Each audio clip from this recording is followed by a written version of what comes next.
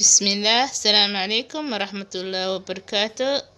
kusoo dhawaada youtube channelka xamsooni hena. Please hadaad ku cusub tahay subscribe saar, like garee, share garee insha allah.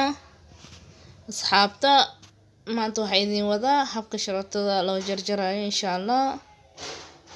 asxaabey hadda waxaan soo diyaarsaday saxan dabool aan dhehe iyo sakiin iyo sharootada.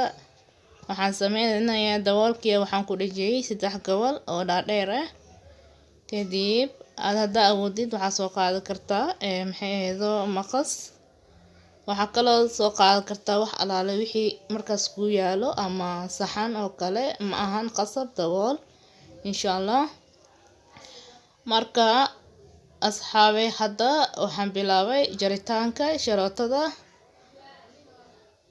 kan waxaan ka sameynayaa 3 gobol oo keliya. 2 rigma dhexda ka marsiinaa, 3 gobol oo noqonayaa. marka haddaa rabtid adiga waa kasii yareyn kartaa, waa kasii dhuubin kartaa, waa kasii balaarin kartaa. ayisi noocaad doontid aa karin kartaa insha allah. gobolkan kalena waxaan kasii dhigayaa midka hore oo aan sameeyay ayaan kasii dhuubinayaa insha allah. marka asxaabey sharootada baastada ma dhib badna, sidaan loo jarayaa insha allah. dheer siday u tahay aa loo jaraa. kadib waxaa ka saaran kartaa ay nashqad adi aad doonaysid insha allah.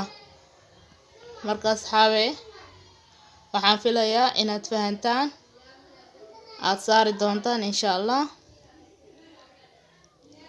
asxaabey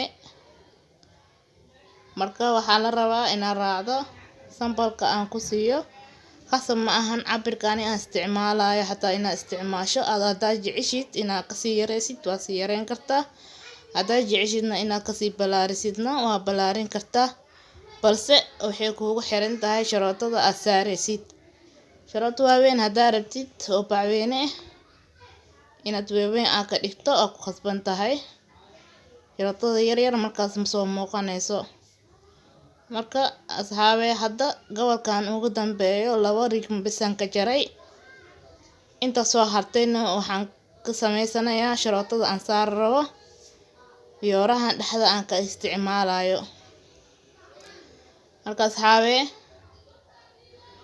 waxaan filayaa inaad sidaas ugu fahantaan oo la socotaan nashqadaha kalena. waxaan rajeynayaa inaan idin soo duubi doono mar kale insha allah si tartiib ah. hadda isku daya kan inaad fahantaan, kuwa kalena waa idinku soo xijinayaa insha allah. assalaamu calaykum.